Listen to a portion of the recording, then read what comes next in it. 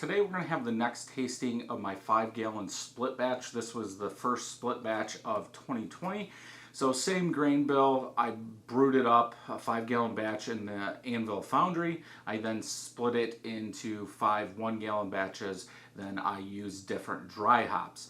So this is the Azacca version. So here's the grain bill: 9 pounds of pale malt, 1 pound of Caramalt, 1 pound of flaked rye, 1 pound of white wheat. For the boil, 1 ounce of Warrior at 60, and that is it for the initial boil.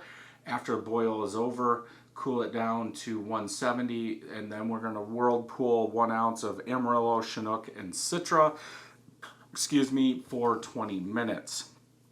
DIPA Omega yeast 052 was used in this.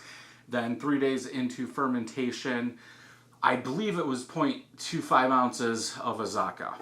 This was bottled on 6/18, so this is almost 6 months old.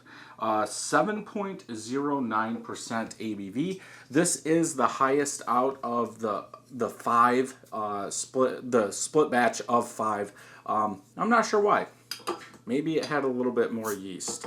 Small pearl tablets were used. Good hiss, good smoke. Let's go ahead and get it into a glass. Oh, definitely some particles in there. I'm going to stop right there because this one looks like it's overcarbed. Yeah, like I said, 7 small pearls, the carbonation tablets, were used in this. Each bottle had them. And technically, there's less sugar in this one than all the other ones since the ABV is higher. That means the yeast would have ate more sugar to produce the alcohol. So the more sugar the yeast eats, the more alcohol that's going to be left behind in the beer, which drives your ABV up. So that would tell me that there would be less sugar or less sugar in here, so it shouldn't be as carved, but oh well. Off-white colored heads, pretty much all small bubbles. From that pour about 2 fingers of head color. That orangish red, light orangish red color, this one looks clearer. There's so many bubbles in there. These are etched glasses if this is your first video. Yeah, nice color. It looks like all these beers are different colors. It could be from hop oils, but I will be doing a side-by-side of all of them together, so we'll be able to look. But yeah, for whatever reason, it looks like they're all different colors. Yeah, clear. I can see the light box, but I can't see the bells. Maybe some chill haze on there. Let's go ahead and smell. Little fruit. Little generic fruit. Sweet malt, toasted bread, pine. I would say that generic fruit, maybe a touch of generic tropical fruit is what sticks out the most. A little sweet malts in there. Maybe that's why I'm thinking tropical fruit, all those mixed together, that sweetness.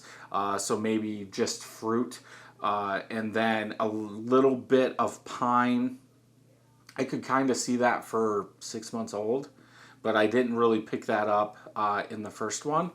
But yeah, it smells good.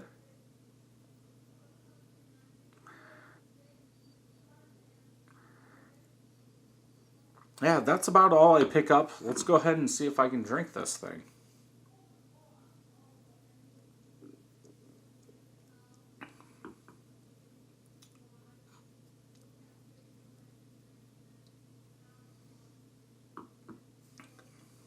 So for the taste, like a peach skin, followed by a touch of sweet malt. This one that really sticks out is the bitterness. From the middle of the palate to the back, it seems like there's a lot of bitterness. There's about 70 IBUs, maybe 72 in this. The perceived bitterness is up there. 70, let's just say. It is sticking around. That bitterness is sticking around. It's in the back of my throat. More rind bitterness you could say with that rind bitterness, usually that is to like a citrus quality. I don't really get citrus in the taste, but that bitterness coming off is almost like a grapefruit bitterness.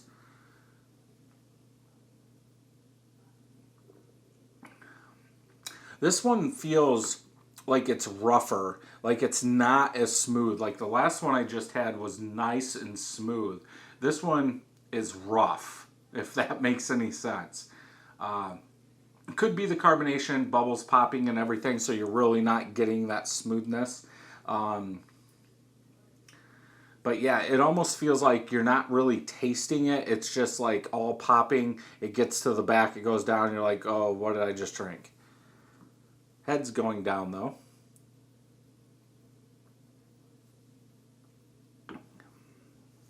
Yeah, it's settling down. It's a little bit smoother. I'm not really getting anything different. It seems like that bitterness just keeps building on the back of my tongue and in my throat. Yeah, it's almost like a grapefruit rind bitterness. Like, I wouldn't say sour like a grapefruit, but that's just what it reminds me of.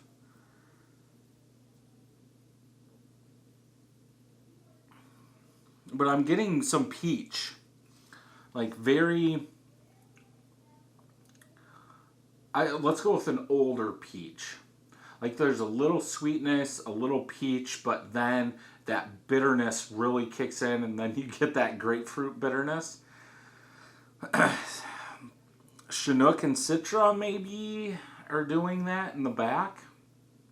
Just amazing how just by changing the hops, the dry hops, how all these beers are different.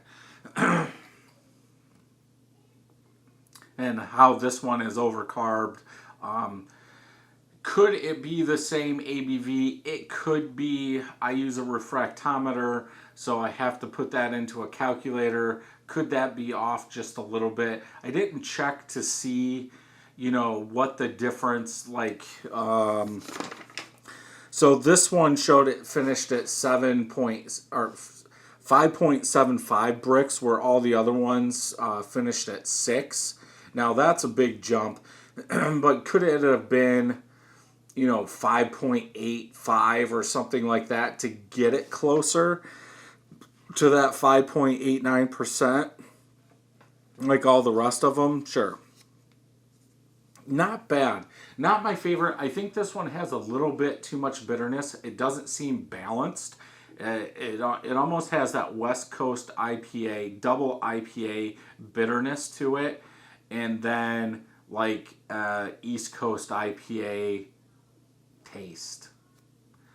So they're not one. Something needs to give or take. I would think a little bit more malt sweetness would help balance out that bitterness that at least I'm getting in this beer. It still seems like it's overcarb just a little bit. But yeah, definitely not bad. I wouldn't make this version again because the other two are better. But yeah, overall okay. Nice legs on there, rings on there. So yeah. So if you enjoyed this video, check some more out over here. And until next time, happy brewing.